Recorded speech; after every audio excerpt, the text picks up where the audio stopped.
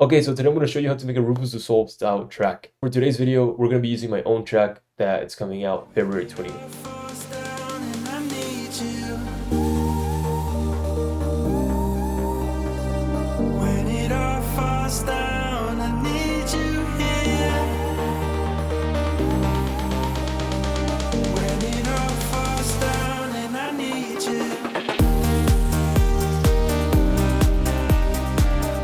Make sure to pre-save and whatever. I'm going to try to have everything linked down below. By the time I'm recording this video, I literally signed the song, so I don't know. Okay, so Rufus style is more like a melodic house, melodic techno, indie-ish mix. So that's the vibe that you want to go for. Okay, so let's start with the chords. The chords first started off like this. They didn't have like these little melody sections. It was just basic. Oh.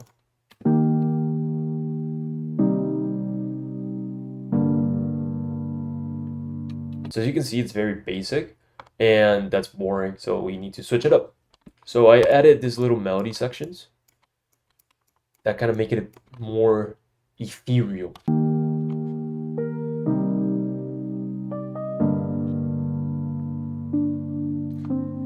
And as you can see, I'm messing around with the velocity. Even though it's not doing much, it creates more of a human feel, and you bring out more emotion with the melody. You need to do that for all your tracks, especially for this like melodic house type of scene.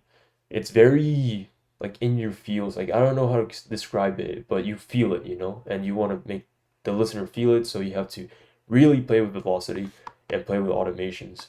But we're gonna get that later in the video. That's the first layer of chords that we have. There's like a little piano, and this is a piano I use for that. It's unprepared piano. I have the Arturia Lab collection, like the V Pro. I forget the name, but it's very good. It has like the perfect sounds for this style specifically. If you're not making this type of music, I wouldn't recommend getting it because it is expensive, and you can do just the same with like Serum and other plugins. But I really like the instruments they have, so shout out to them. And yeah, for the processing of this piano, I only have this Pro Q3 that is taking up some of the high, and it's taking up the bass, so the bass has room to breathe. And then cutting off the high just kind of helps to make it more melodic housey, because melodic house is very darkish with their sounds that they use. Then the second layer of chords, we have this plucky thingy. That I think that's a Juno. This instrument's preset, and it sounds like this.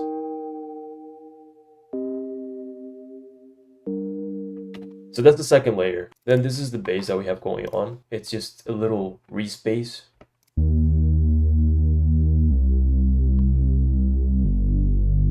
Then we have what I think is the most important thing when you're making this type of music, and it's the vocals. The vocals are gonna be the driving factor of your song. The vocals itself sounds like this. Take me down to the city lights. This is the vocal buzz I use. I don't know why I say buzz like that, but yeah. We have a little JJP plugin, Pro Q3, RVox, CLA, RVox again, capitator, aux for inflator, and a limiter. I don't think the endless miles here like does anything. I just have like this as a template for most of my vocals. Then for the echoey, dreamy vibe of the vocal, I have a Valhalla room. Yeah, so I didn't do much to the preset itself. Changed the amount of the mix it was in. I moved this a little bit up, and I left the rest as it is, as it comes. Then we have the Echo Boy. The Echo Boy is just another preset. I did not touch this whatsoever. We have a fruity limiter, which is sidechaining the voice. So as you can see very clearly, take me down to the city line. These lines, when it's like ducking, it's because the vocal's playing. So when the vocal pauses, so you see anytime the vocal plays, there's not as much reverb. So yeah, this is a good technique. So you can add a lot of reverb without distorting a lot of your sound, because it can happen, and it can happen very quickly. So I always recommend sidechaining, especially for vocals, sidechaining your reverbs and your echoes and all that shit. And then we're going to move on to the background noises. The background noises are very, very important because it creates the whole atmosphere of the track. And because it's a dreamy, like, kind of track, it is very important that we use the correct sound effects for the Atmos because, trust me, this is either going to make or break your song. Okay, so these are the effects we have.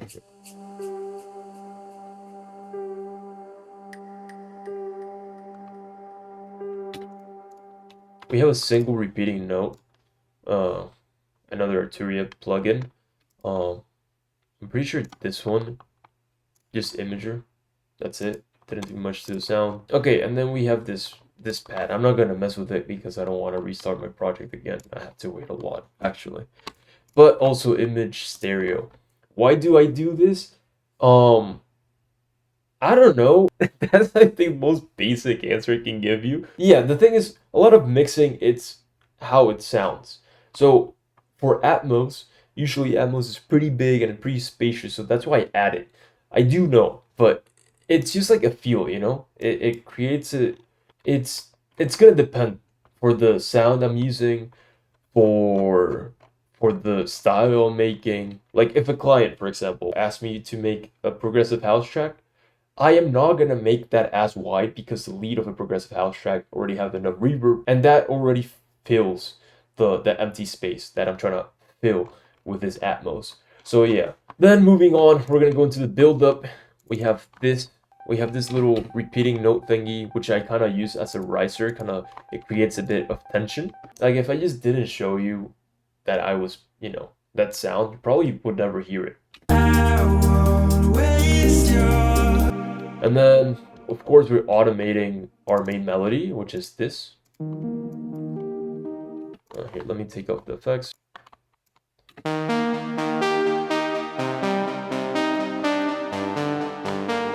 So this melody is a bit different from the drop melody. The drop melody actually looks like this. And the reason for that is because it is a very repetitive song and you don't want it to sound repetitive. You want to add some variations. So I just simplified the melody a little bit and changed the syncopation of the notes. So this is actually the drop melody that we'll be playing. We also come in with this little like clap fill that I did. And this goes into the hi-hats, shaker section, like our top loops. Our top loops are going to be pretty much going throughout the whole song, and we're going to be automating it, so it helps us transition from point A to point B. Apart from that, we have this sound effect because we need more Atmos, and it sounds like this. And we're going to use this kind of as the riser and as a downlifter for the drop. And then we also have an exhaust for the drop, and then we have these claps. And yeah, that's the build-up section.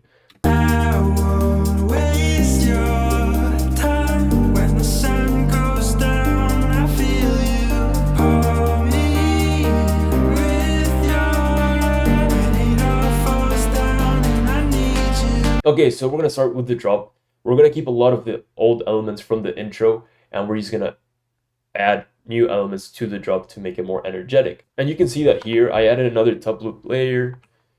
I added another chord layer. This chord layer has like repeating notes, so it gives it a bit more energy. So it's not the same like slow vibe of the other chords. Then we of course have our kick, which sounds like this. And then we have more Atmos noises, which are things like this. Then in the background, we have this other one, which is kind of like repeating the melody of the vocal. So it's like a little pluck bell sound effect. And yeah, we have this Atmos that I already went over. And I also added a new bass, which is like the rhythm bass. And the rhythm bass sounds like this. It follows the same pattern from the intro, like the same bass line. It doesn't change, it's just the rhythm of the bass. And that's pretty much it. So I think a good guideline for the first drop specifically is like add a lead, add maybe more top loops, and add more Atmos. That's it. And when I mean the Atmos of this one's not going to be the single repeating notes or like a long drone. It's gonna be mostly like this one shots reverby vibes. And now we're gonna go into the break, which is mostly where the feeling and emotion is gonna stand out. And especially for their tracks, for example, their biggest track, Inner Bloom, it goes quiet and then doom, doom, doom, doom, doom, doom. So you want to create kind of like that ethereal vibe in your breaks. And for that, you're going to be using the same exact melody. You're going to copy paste it. Are you fucking kidding me? Okay, as I was saying, you're going to grab your melody, you're going to copy and paste it into a new piano roll, and you're going to modify it a little bit. Remember, these tracks are repetitive, and you want to keep the listener engaged and intrigued. So a little variation will come a long way. So the original melody we have is this one. And then for the break, sorry, we have this melody.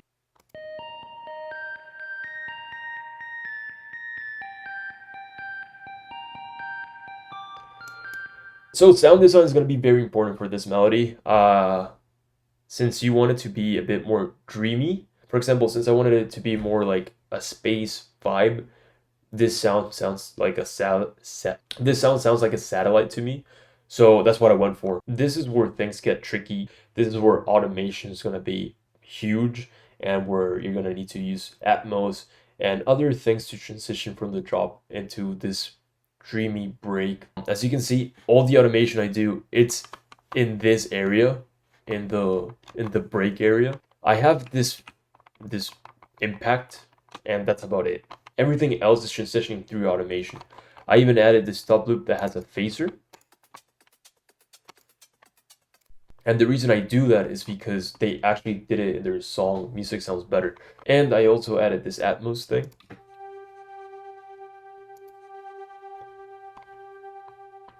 It has like that endless smile, so it fades off into the distance when we want to take it off. So here's the transition from the drop to the break. When it all falls down and I need you, take my heart with your ocean eyes, keep me here in your arms tonight.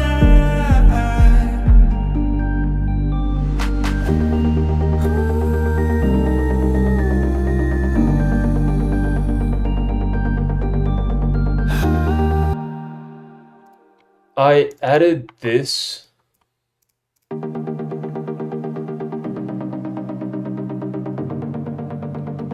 Even though it's kind of like the same rhythm that I added for the drop to make it more energetic, it kind of works in this dreamy vibe.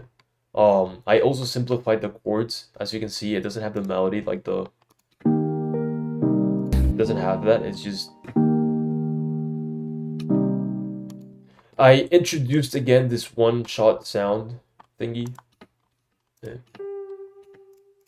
Because that one-shot sound is kind of like an Atmos, and it creates that atmosphere. I may not have a brain, gentlemen, but I have an idea.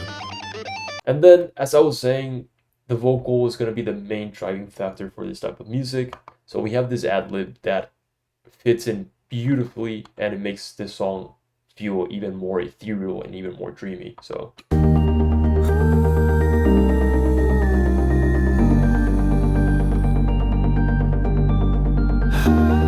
and then we transition back into a verse. Do you feel it taking over?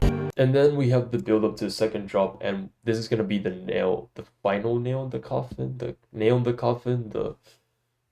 coffin. Since we're developing the song, this build up needs to be big. It needs to live up to the expectation. It needs to create tension, and it has to be, it has to wow the listener. So what I did for this song specifically is make a fake drop. So we have this really nice build up. As you can see, I actually do use like an actual build up. Like I make a snare roll, I have some sweeps, and I did not do that at the beginning because the beginning is just kind of like introducing the listener to the song. This is you building the tension, you're creating the hype, and it all leads to this fake drop. Then from the fake drop, I made another tiny build up that just kind of seals it off. So here's everything.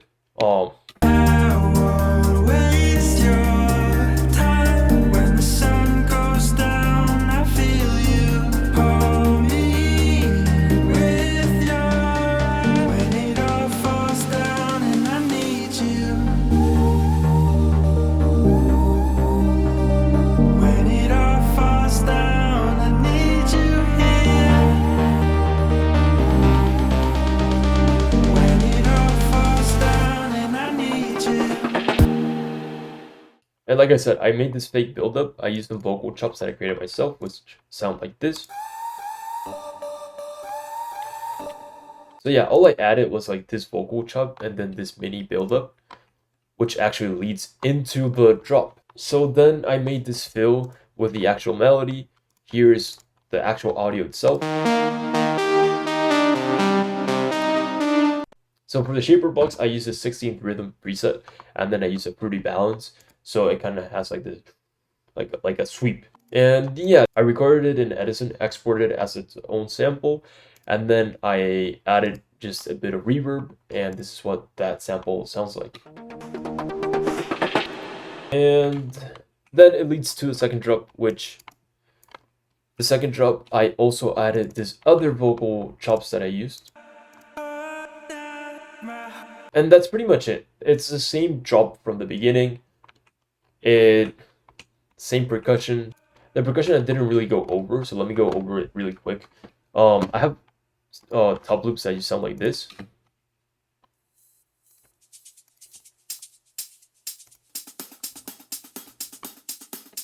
Then I added a snare and a clap. And the kick, of course.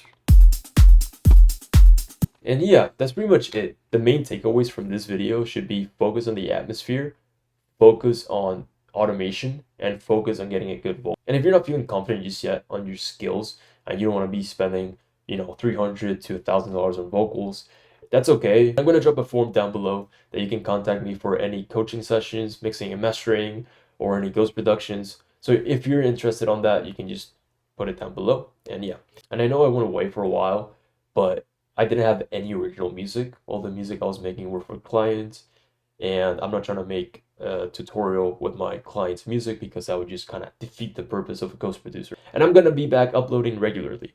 So if you're interested in any type of genre that you want me to go over on how to make, or anything specific when it comes to mixing, understanding, compression, or anything like that, just leave it in the comments and I'll make a video on it.